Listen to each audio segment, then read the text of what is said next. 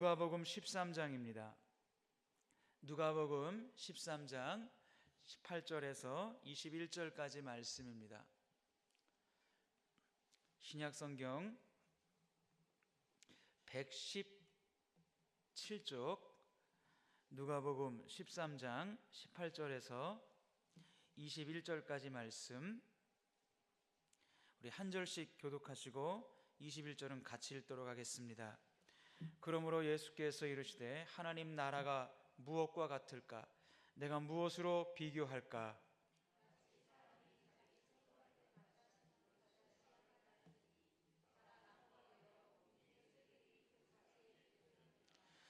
또 이르시되 내가 하나님의 나라를 무엇으로 비교할까?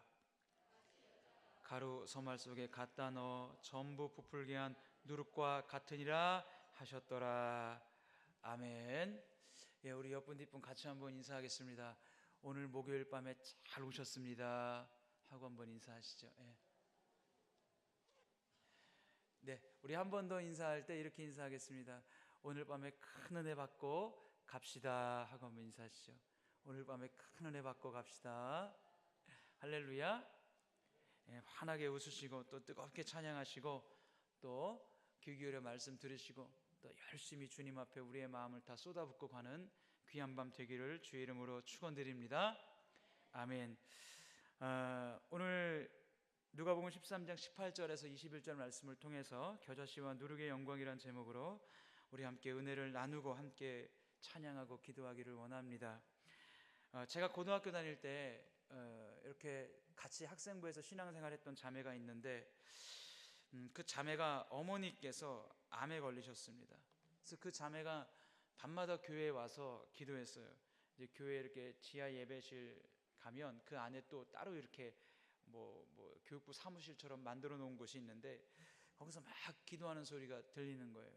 울면서 정말 간절하게 기도하더라고요. 어머니 고쳐달라고. 근데 시간이 지나서 그 어머니께서 결국 돌아가셨습니다. 그 자매는 그 다음부터 교회를 나오지 않아요. 왜 나오지 않는가를 보니까 내가 그렇게 진심으로 하나님 앞에 기도했고 우리 어머니 살려달라고 간절히 그렇게 기도했는데도 하나님이 들어주시지 않았다고. 하나님이 살아계신다면 왜 우리 어머니 안 살려줬냐고. 그래서 자기는 교회 안 나오겠다고 교회를 안 나오기 시작했습니다. 저희 집 아이들이 전에 한번 주사위 게임을 했어요. 1부터 숫자가 100이 있는데 먼저 100까지 가는 사람에게 이렇게 가는 사람이 이기는 거예요. 옛날에 여러분 그 주사위 게임 아시죠? 이렇게 판 있고 칸 있고 이렇게 미끄럼틀로 미끄러져 가고 뭐 뱀 그림 있어서 미끄러져 가고 무슨 오르막길도 있고 옛날 주사위 놀이. 이제 그거를 하나 인터넷에 사다가 한 날은 판을 크게 벌렸습니다. 자, 5번 게임 하는데 1등 하면 1점, 5점, 2등 하면 4점 역으로 해가지고 5번 해서 합산 점수가 가장 많은 팀이 우리 집의 주사위 왕이다. 그리고 이 주사위 게임은 지금 전 세계 인구의 40억이 지금 인공위성 방송으로 지금 시청하고 있다. 예를 들어서 가짜로 분위기를 막 띄웠어요. 그랬더니 애들이 막 흥분을 하기 시작했어요. 그래가지고 이제 말이 먼저 가면 이기는 게 아니라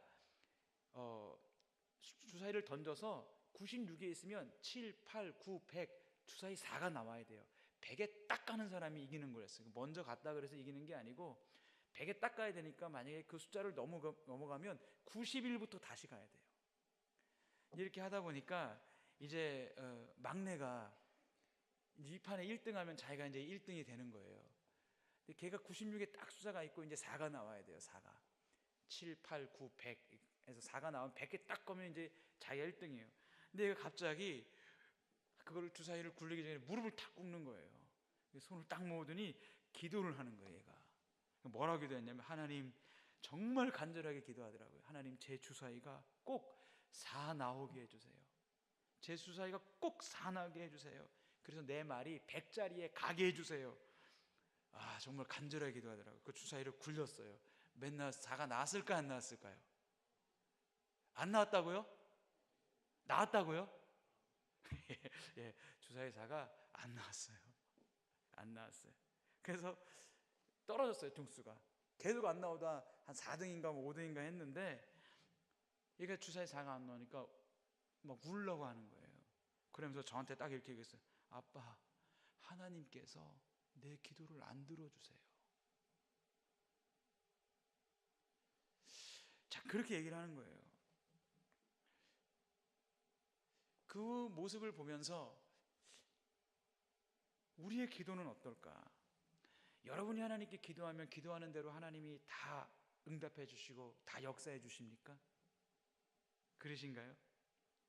어떨 때는 여러분들의 기도를 하나님이 듣지 않고 계신 것 같이 그런 생각이 들 때도 있잖아요. 우리가 이 땅을 살 때.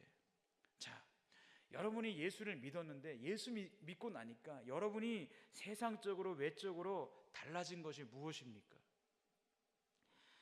여러분, 내가 원하는 일들, 내가 예수 믿으면 내가 원하는 일들, 내가 소원하는 거 다 이루어질 거야. 믿었더니 그 소원이 다 이루어졌습니까?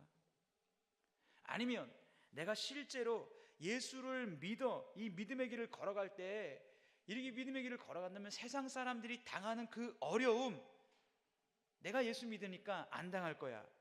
안 당했나요? 그리고 안 당할 수 있나요?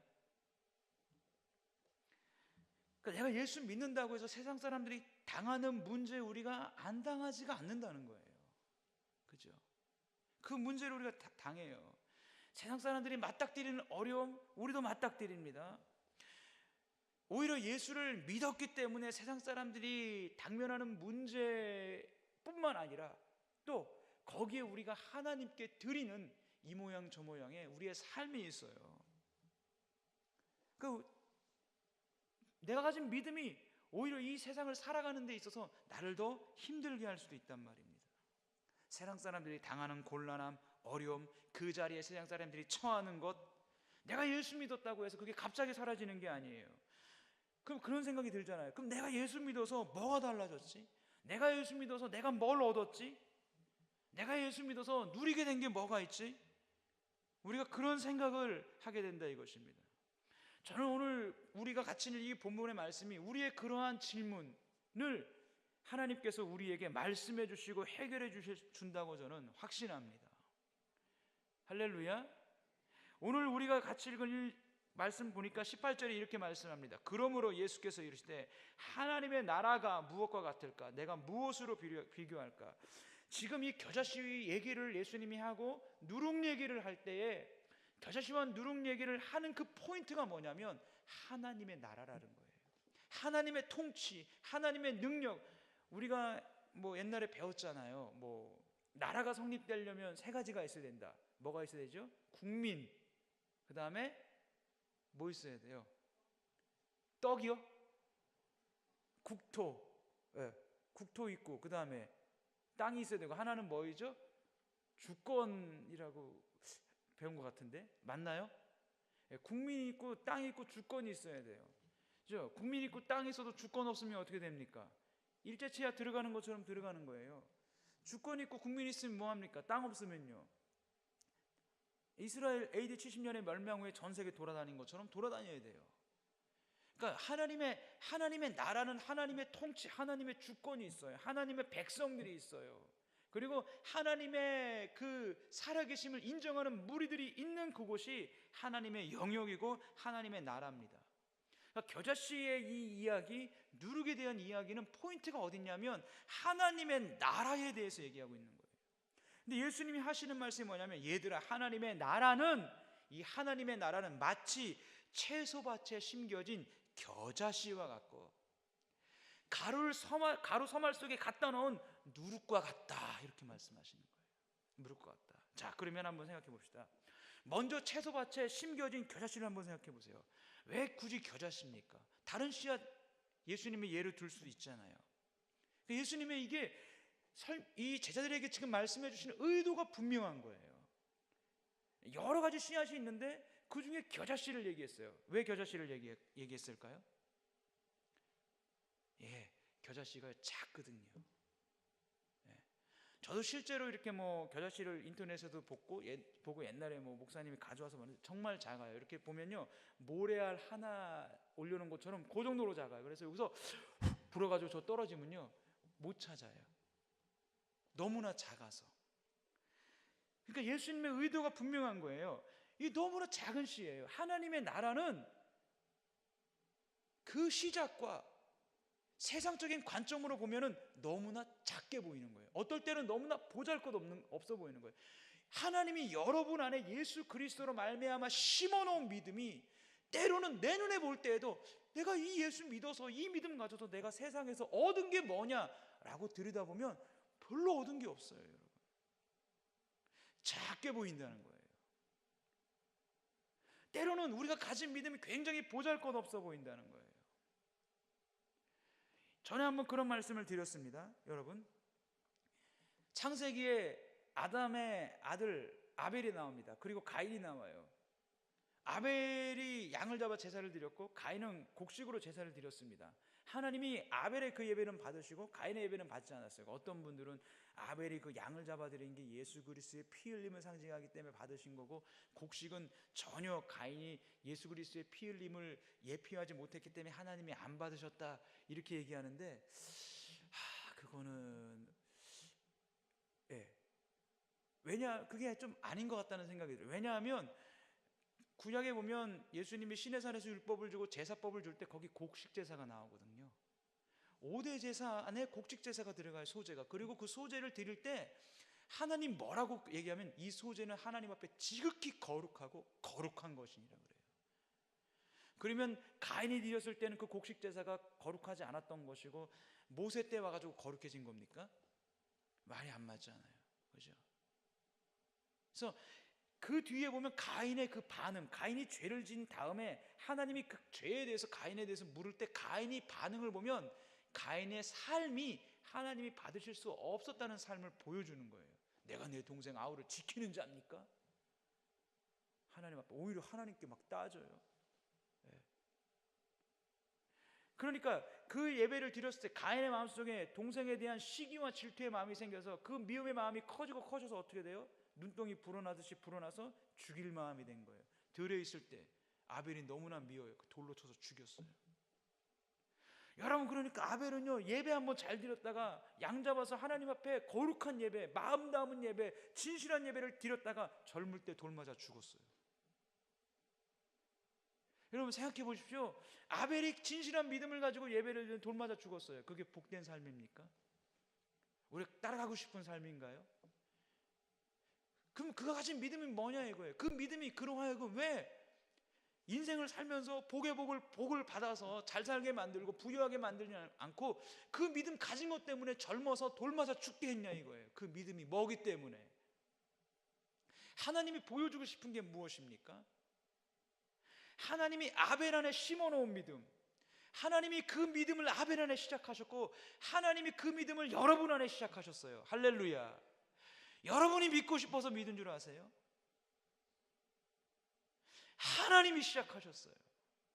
하나님이 여러분 안에 하나님의 믿음을 심어 놓으시고 시작하셨어요. 아벨 안에 그 믿음을 심어 놓으시고 그 열매가 자라게 하셨어요. 보잘것없어 보였지만, 겨자씨 같아 보였지만, 너무나 눈에 지극히 작아서 안 보이는 것처럼 보였지만 하나님이 아벨 안에 심어 놓았어요. 왜? 그 믿음이 생명이 있기 때문에, 하나님의 생명이 있기 때문에 심어 놓았어요. 그런데 세상은, 마귀는 가인이라는 형을 통해서 아벨의 믿음을 빼앗아 보려고 아벨을 죽였습니다. 아벨을 내리쳤습니다. 아벨을 핍박했습니다. 성경은 말해요. 아벨은 죽었으나 그 믿음으로써 오히려 우리에게 말하느니라. 죽었지만 그 믿음으로써 우리에게 말한다. 무슨 뜻이죠? 세상은 아벨 안에 있는 믿음을 뺏어보려고, 하나님이 심어놓은 믿음을 앗아가 보려고, 없애보려고, 흐트러뜨려 보려고, 그 믿음을 변경시키려고 아벨을 죽이기까지 했는데, 하나님이 아벨 안에 심어놓은 믿음을 세상이 죽이려까지 한다 할지라도 그 믿음을 세상이 빼앗지 못하더라. 세상이 가져가지 못하더라. 세상이 아벨 안에 하나님이 심어놓은 믿음을 바꿀 수 없더라. 할렐루야. 여러분, 이 겨자씨의 핵심이 뭡니까? 이 겨자씨는요, 그렇게 작아요. 정말 모래알처럼 닿습니다. 근데 이게 생명력이 있기 때문에 싹이 나고 자라납니다. 잎이 돋아요. 그리고 큽니다. 성경에는 뭐라고 되어 있냐면 그게 5m까지 크는 나무가 된대요. 여러분, 모래알만한 그것이 5m까지 5m까지 크는 나무가 되어서 그 위에 새들이 둥지를 튼다고 합니다. 여러분, 그 모래알 하나하고 5m까지 큰 나무하고 비교해 보십시오. 여러분, 얼마가 몇 배가 지금 부흥된 거예요. 여러분, 상상할 수 없을 만큼으로 부흥된 거예요. 할렐루야. 핵심은 무엇입니까? 우리 안에 미미하고 작은 것이라도 그 안에 하나님의 생명이 있고, 하나님이 우리 안에 심어놓은 하나님의 나라의 속성이 겉으로 볼 땐 보잘것없어 보이고, 우리가 가진 믿음이 때로는 겉으로 볼 땐 약해 보이고, 세상에 가지고 나갔을 땐 쓸모없는 것 같이 보인다 할지라도, 그게 뭐냐면 하나님의 나라기 때문에, 그 안에 생명이 있기 때문에 하나님이 키우신다는 거예요. 하나님이 세우신다는 거예요. 그러면 어떻게 된다고요? 5m가 되는 나무가 된다. 새들이 둥지를 틀 만한 나무가 된다. 그 씨앗이 처음과는 비교할 수 없는 큰 나무가 되는 것처럼, 내가 예수 그리스도를 통해서 너희 안에 심어놓은 믿음이 바로 그것이란다. 내가 예수 그리스도를 통해서 너희 안에 심어놓은 나의 생명이 바로 그거라는 거예요. 할렐루야. 그게 하나님의 나라라는 거예요. 가루서말 생각해 보십시오. 가루서말 속에 누른 누룩의 비유는 뭡니까? 누룩은 빵을 굽기 위해, 빵이 부풀게 하기 위해서 전 단계로 빵을 부풀기 위해서 넣는 효소입니다. 자, 그 가루서말 속에 누룩을 넣지 않으면 빵이 부풀지 않아요. 그러니까 어디를 갔는데, 이 시대에 어디를 갔는데 빵이 부풀어 있다? 무슨 뜻이냐면 누룩이 들어갔다는 거예요.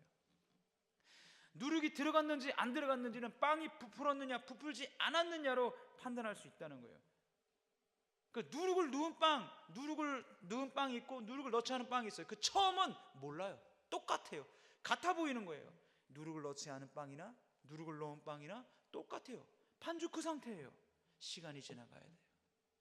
시간이 지나가면 어떻게 합니까? 누룩이 들어있지 않은 빵은 그대로 있어요. 반죽 그대로 있어요. 누룩이 들어간 그건 반죽은 부풀어 올라요. 굉장히 부풀어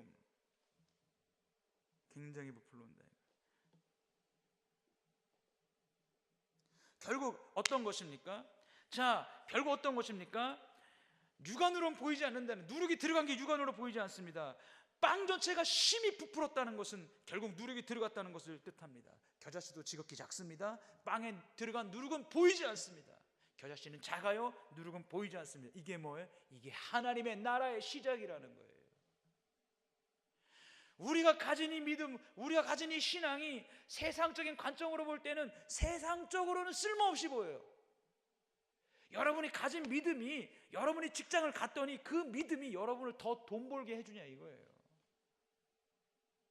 여러분이 가진 그 믿음이, 여러분이 어떤 문제를 맞닥뜨렸는데 믿음만 가지니까 문제가 다 해결돼 버립니까? 죄송합니다. 저는 안 그렇더라고요. 그러지 않아요, 여러분. 저도 가정에 대해서 기도를 많이 하고 이렇게 했지만 응답까지 받고 집으로 돌아갔는데 똑같아요. 그럼 이 믿음이 뭐야? 그게 아니라는 거예요. 그 시작과 그 과정이 미미해 보이고 약해 보이고 지극히 작아 보이고 내 눈으로 보여지지 않는다 할지라도, 네가 그 믿음을 끝까지 간직하고 그 예수 그리스도를 끝까지 붙잡고 하나님 기뻐하는 그 믿음의 길을 걸어간다면 부풀 것이다. 싹이 틀 것이다. 자랄 것이다. 그리고 그게 5m까지 해라. 생명력 있는 그 나뭇잎을 형성해서 새들이 깃들일 만한 나무가 되고 엄청난 몇 배로 부풀은 그 빵처럼 되는 것처럼, 우리 안에 심어놓은 그 믿음은 하나님 그렇게 마지막으로는 하나님이 그렇게 만들어 주신다는 것입니다. 할렐루야. 우리 안에 가진 믿음이 그것이라는 거예요. 우리 안에 심어놓은 하나님의 믿음이 그런 것이라는 거예요. 여러분, 우리는 자꾸 믿음을요, 내가 믿어야지, 내가 잘해야지로만 생각해요. 그러지 않아요. 여러분 말씀드렸죠. 믿음이라는 건 첫 번째 단계가 뭐냐면 내가 믿는 그분이 누구냐는 거예요. 여러분이 붙잡고 계신 그분이 누구냐는 거예요. 여러분이 의지하는 그분이 누굽니까? 여러분, 믿음이라고 하는 것은 내가 믿어요도 중요하지만 그것보다 더 중요한 내가 믿고 있는 그분이 누구냐를 바로 하는 게 중요한 거예요. 내가 믿는 그분이 누구냐를 바로 알 때 우리는 든든합니다. 할렐루야. 신뢰가 생깁니다. 마음의 평안이 생깁니다. 모든 어려움과 환경 속에서도 기뻐할 수 있는 거예요.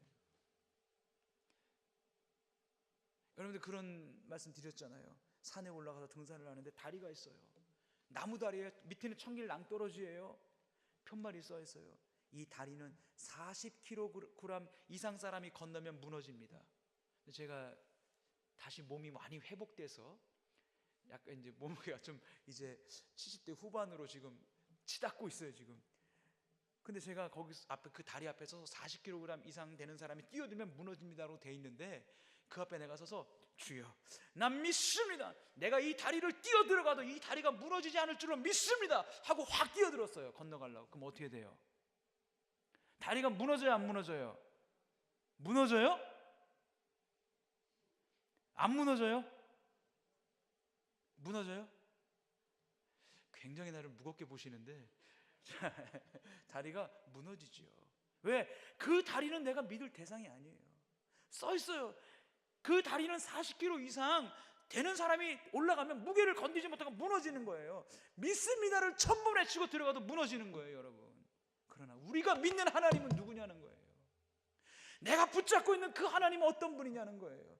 내 인생을 걸만한 하나님이며 내 모든 문제를 맡길 만한 하나님이며 때로는 그 문제와 그 염려와 그 어려움이 내 눈에 볼 때는 해결 방법이 안 보이는 것처럼 보이고 그래서 내가 가진 믿음이 굉장히 보잘것없어 보이고 작아 보이고 눈에 보이지 않는다 할지라도 너무나 작아서 찾기 힘들어 보인다 할지라도 그게 뭐라는 거예요? 그게 하나님의 나라라는 거예요. 하나님의 나라를 무엇으로 비교할꼬? 내가 너희들에게 어떻게 설명할꼬? 얘들아 그 시작은 작다. 너희들의 눈에 보일 때 그 시작은 미미해 보인다. 심지어는 눈에 안 보이는 것 같아. 반죽에 누룩이 들어갔을 때 그 처음은 안 보이는 것 같아. 그러나 기다려라. 그 믿음 간직해라. 그 믿음 끝까지 붙잡아라. 내가 부풀게 할게. 내가 자라나게 할게. 여러분 우리 안에 믿음을 심어 놓으시고 믿음이 성장하고 우리 안에 예수 그리스도의 생명을 심어 놓으시고 그 구원의 영광을 거두게 하시는 첫 번째 분은 우리가 아니에요 여러분. 하나님이라는 사실을 믿으시기 바랍니다. 여러분 우리의 구원 사역, 우리 안에 심어놓은 믿음이 자라나고 성장하는 그 사역은요 하나님이 영원 전부터 계획한 하나님의 가장 위대하고 경이롭고 놀라운 사역이에요. 하나님이 그 일에 대해서 실패한다고요? 실패하지 않아요. 여러분이 진실로 예수 그리스도를 믿어 거듭난 하나님의 아들 딸들이라면 하나님이 실패하지 않습니다. 하나님이 그 열매를 걷어내시고야 마세요. 그럼 내가 말을 안 들어요. 그럼 어떻게 하세요? 그러면 하나님이 굴리기 시작하세요. 그걸 다른 말로 두 글자로 하면 고난이라고 합니다. 고난. 여러분 우리는요 하나님이 안 굴리면요 안 바뀌어요. 여러분 우리가 그렇게 잘 바뀌는 사람이 아닙니다. 옆 사람 한번 얼굴 보세요. 한번 쳐다보세요. 옆 사람 분. 부부로 오신 분들은 더 잘하실 거예요. 에휴, 내가 이 부부는 포기했지. 그죠? 여러분 우리가 그렇게 잘 바뀌는 존재가 아니에요 여러분. 여러분이 하나님이 여러분들이 죄를 지러 갈 때 죄를 지러 가는 현장을 하나님 막지 않아요. 내가 죄를 지러 가요. 그럼 하나님 어떻게 해요? 죄를 짓도록 허용하세요. 가는데 하나님이 내 목을 팍 꺾어서 너 죄 지러 가? 안 돼. 하나님 이렇게 하지 않아요. 로봇처럼 우리에게 그렇게 다루지 않으세요. 죄를 지러 가는 걸 허용하세요. 왜? 내가 하나님의 백성이라면 그 죄에 빠져 진탕 놀아보니까 그게 아니야. 거기가 행복이고 거기가 좋은 줄 알았는데 놀아보니까 허무함이고 허망함이고 절망함이고 참이 없어. 뭘 깨달아요? 하나님이 참이구나. 그리스도 예수 안에 있는 게 참이구나. 그분이 생명이구나. 회개하고 돌아와요. 인격적으로 의지적으로 돌아와요. 살다가 그러한 죄의 유혹이 똑같이 또 있어요. 어떻게 됩니까? 죄의 유혹 가려고 하다가 경험한 거예요. 깨달은 거예요. 거기가 참이 아니지. 거기가 진짜가 아니지. 겉보기엔 좋아 보이고 내 육신의 욕구를 자극하지만 가면 절망이고 허망이고 허무지를 알아서 하나님께 가지 않아요. 돌아서서 인격적으로 내 육신은 그것을 원하지만 하나님이 기뻐하는 것들을 선택하며 갑니다. 그게 뭐예요? 그때 하나님 영광 받으시는 거예요. 할렐루야. 하나님 그걸 기뻐하시는 거예요. 그게 선악과를 만든 이유예요. 로봇처럼 너 선악과 아예 못 먹게 원천적으로 봉쇄한 게 아니라 내가 얼마든지 가서 따먹을 수 있어요. 얼마든지 가서 따먹을 수 있지만 하나님의 말씀 때문에 따먹지 않을 때 그게 하나님께 영광이 되는 거예요. 할렐루야. 하나님 그걸 원하시는 거예요. 하나님 그걸 기뻐하시는 거예요. 여러분, 우리 안에 심어놓은 이 믿음이 때로는 보잘것없어 보입니다. 그러나 그렇지 않습니다. 여러분, 우리가 살다 보면 물질의 어려움, 인간관계 어려움, 사업의 어려움, 저도 신방을 다녀보시니까 어떤 가족은 물질이 있어요. 풍족해요. 또 다른 문제가 있더라고요. 관계 어려움이 있더라고요. 돈으로는 해결할 수 없고 자기의 능력으로 해결할 수 없는 그런 어려움들, 예수 믿지 않는 사람이나 예수 믿는 사람이나 똑같이 겪는 거예요, 여러분. 그런데 어떤 사람들이 내게 심어놓은 이 믿음을 보잘것없게 보고 하찮게 보서 어떻게 합니까? 에이, 믿어보니 별거 아니네, 떠나는 거예요. 믿어보니 문제도 해결 안 되네, 떠나는 거예요. 여러분 오늘 이 밤에 나온 여러분들은 분명히 아셔야 됩니다. 확신하셔야 됩니다. 하나님의 나라는 겨자씨처럼 누룩처럼 너무나 작아 보이고 심지어는 내 눈에 보이지 않는 것 같이 보이지만 그렇게 출발한다. 그렇게 시작한다. 그 과정은 다 있는 것이다. 아무런 내 삶에 어떤 육신적인 영향력을 못 주는 것처럼 보인다. 그러나 그렇지가 않다. 너 안에 심어놓은 믿음, 그 복음의 영광의 마지막 결과가 하나님이 네가 그 믿음을 간직하고 그 믿음을 붙잡고 이겨내며 눈물 나는 현실 속에서도 하나님이 기뻐하는 것을 선택하며 걸어간다면 네가 가진 그 믿음의 결과가 어떻게 되겠느냐? 네가 그 가진 믿음의 결과로 어떤 상급을 받겠느냐? 어떤 영광을 받겠느냐? 새들이 깃들일 만한 나무가 되며 눈에 보이지 않았지만 부푼 빵이 되는 것처럼 내가 그렇게 하마, 내가 그렇게 해줄게 라고 하는 것이 하나님의 나라라고 하는 것입니다. 할렐루야. 할렐루야. 그러나 이 세상 어떻습니까? 그렇지 않아요. 구원도 마찬가지예요. 구원관도 마찬가지입니다. 여러분 우리는 지금 그나마 한국교회는요, 초기 선교사님들이 들어오실 때, 초기 북장로교회 선교사님들이 오시면서 지금 우리 장로교회에서 믿고 있는 개혁주의 신학 입장을 가지신 분들이 들어왔기 때문에 그만큼 이렇게 보수적인 신앙을 가지고 살고 있지만 그렇지 않아요. 여러분, 이 보수적인 신앙이 아닌 자유주의 신학 쪽에 있는 사람들은요, 뭐 한신대학교 이런데 OT, 그 한신대 들어온 사람들 OT 세미나가 뭔지 아세요? 저기 불교의 법당 가가지고요, 그 뭔 체험이라고 그래요? 그게 뭔 체험? 사찰 체험? OT가 한신대학교 학생들이 가서 하는 오리엔테이션이 불교 사찰 체험이에요. 3박 4일. 그들이 내놓는 주제가 뭔지 아십니까? 요나서는 과연 사실인가? 여러분, 영국에서 어떤 일이 벌어진지 아세요? 어떤 여자가 물을 막 머리에 묻히고 있어요. 근데 성가대가 찬양대 같은 가운을 입은 사람이 드라이기로 그 여자의 머리를 막 말려요. 젖은 머리를 막 말려요. 그게 뭐 하는 건지 아십니까? 탈세례식이에요. 탈세례식.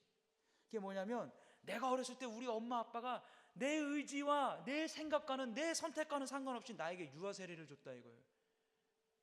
나 그거 기분 나빠서 탈세례, 그 유아세례 한 거를 다시 나는 취소식을 한다 이거예요. 제가 나중에 한번 영상이 한 10분, 12분짜리 있으면 한번 보여드릴게요. 실제적으로 그렇게 합니다. 여러분 유럽에 있는 교회들이 왜 다 문 닫은지 아세요?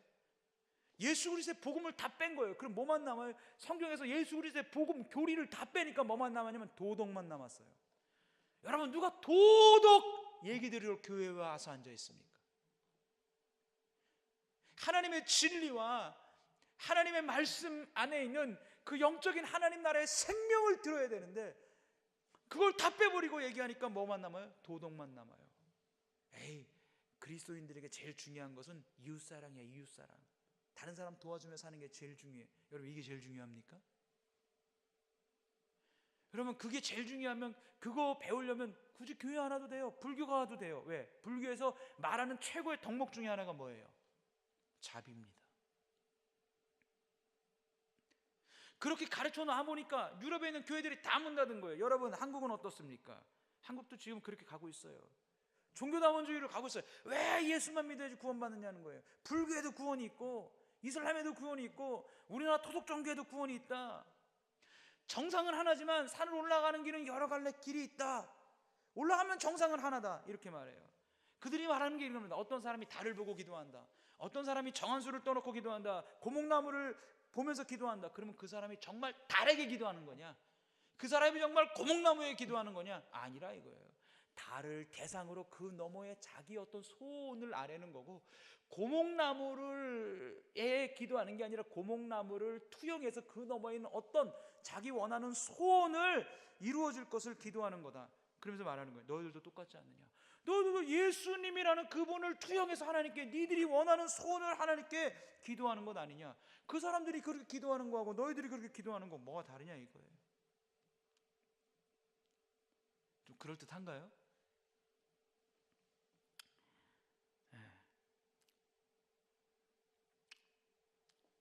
이런 부분들을 알려면 여러분들이 종교학 책 2권 소개하겠습니다. 멀치아 엘리에데가 쓴 그 성과속이라는 책이 있고요. 알프레드 켄트웰 스미스가 쓴 종교의 의미와 본질이라는 책이 있는데, 죄송합니다. 여러분, 그 우리나라 어떻게 됐어요? 이미 오래전에 몇 년 전 무슨 일이 벌어졌습니까? 카톨릭 성당에서, 카톨릭 명동 성당에서 초파일 날 스님이 와서 아베 마리아를 불렀습니다. 스님이 성악을 좀 배웠나 봐요. 아베 마리아 그러면서 막 불렀대요. 불렀더니 명동 성당에서 초파일 날 스님이 아베 마리아를 불렀더니 그걸 부르자마자 거기 있는 사람이 다 일어나서 박수를 쳤습니다. 여러분, 죄송합니다. 하나님 볼 때는요, 구역질 나는 행동이에요. 영적인 저주받을 행동이에요. 그렇게 했을 때 오해되는 게 뭡니까? 우리 명동성당은 저 불도인들이 말하는 교리를 우리도 수용한다. 여러분, 그쪽에 있는 분들은요, 교리적인 일치를 보려고 한다 이거예요. 불교이든 카톨릭이든 구원받을 수 있는 교리를 우리가 만들어보자. 한 스님이 신문에 칼럼을 냈습니다. 칼럼 제목이 이거예요. 내가 믿는 부처는 예수다. 내가 아는 예수는 부처다. 여러분, 앞으로 시간이 가면 더 심해질 것입니다. 우리 안에 있는 심어놓은 믿음은 그런 것들이 아니라는 거예요. 우리 안에 있는 심어놓은 믿음은 그런 것들, 그 믿음이 작아 보이고 그 믿음이 때로는 보잘것없어 보이니까 그런 짓 하는 거예요. 여러분, 하나님이 우리 안에 심어놓은 것들이 어떤 것인지를 여러분 분명히 아시기를 바랍니다. 할렐루야. 여러분이 이 땅을 살면서 큰 역사를 낳지 못할 수도 있어요. 큰 위대한 업적을 이루지 못할 수도 있습니다. 그러나 여러분, 걱정하지 마십시오. 하나님이 여러분 안에 심어놓은 믿음을 여러분들이 포기하지 않는다면, 내가 그 믿음으로 살기로 당장 그 믿음을 가졌다고 해서 그 믿음이 내 현실 생활에 큰 도움이 되지 않는다 할지라도 거기에 낙심하지 아니하고 내가 그 믿음대로 살기로 몸부림친다면, 내가 가진 하나님이 예수 그리스도를 통해서 하나님이 내게 심어놓은 이 신앙이 가장 소중한 것인 줄 알아. 나와 내 자녀가 이 하나님의 말씀이 내가 지킬 때에 살고 죽는 말씀이라고 굳게 믿고 내 자녀들에게도 그렇게 내가 가르친다면 하나님이 일하실 것입니다. 하나님이 일하실 거예요. 여러분, 이 하나님의 말씀이 내가 살고 죽는 말씀이요, 이 하나님의 말씀이 나와 내 자녀들이 살고 죽는 말씀이다. 애들에게 절규를 토하셔야 돼요. 여러분, 초등학교 이전에 끝내셔야 돼요. 중학교만 올라가면 못 잡아요. 초등학교 이전에 아이들의 눈을 똑바로 보고. 예전에 장로님 한 분이 계신데, 장로님의 동생이, 막내 동생이 결혼할 사람을 데리고 왔어요. 상견례하는 첫자리예요. 그 장로님이 그 여자분 보고 뭐라고 얘기하셨는지 아세요? 내 동생이랑 결혼하시려면 예수 꼭 믿어야 되고 주일 성수하셔야 되고 11조 생활 안 하면 이 결혼은 못 합니다. 첫 마디가 그거였대요. 좀 무례하지요. 근데 별로 뭐 좋은 방법은 아닌 것 같지만 그 마음을 알겠더라고요. 저희 집 첫째가 그러더라고요. 아빠, 내가 나중에 그 예수 안 믿는 사람이랑 결혼한다면 어떻게 할 거야? 그러더라고요. 그래서 제가 눈을 똑바로 보고 얘기했습니다. 나 잘 봐. 네 결혼식 안 가. 똑바로 봐. 안 가. 알았어? 나와 내가 살고 죽는 말씀, 이 하나님의 말씀. 여러분, 우리가 이렇게 하지 않으면 우리 다음 세대는 다 무너집니다. 똑바로 앉혀놓고 눈을 똑바로 보고, 이 엄마가 이 아빠가 너에게 원하는 건 네가 잘 사는 것 아니야. 네가 부자 되는 것 아니야. 네가 좋은 대학 나오는 게 첫 번째가 아니야. 네가 이 하나님의 말씀이 네가 살고 죽는 말씀이라고 네가 마음에 믿고 하나님 말씀대로 신앙생활하며 이 믿음의 길을 걸어가는 게 엄마 아빠가 너에게 원하는 첫 번째 가장 원하는 거야. 분명히 보여주시고 알려주셔야 돼요. 할렐루야. 그런 생각하시면 안 돼요. 아유, 뭐 우리 애들 교회 안 나오면 아유, 때가 되면 돌아오겠죠. 그러다가 지옥 가는 거예요. 때가 되면 하나님 택하신 백성이 뭐게? 그거는 하나님 편에서의 생각이지 우리 편에서 할 얘기가 아니에요, 여러분.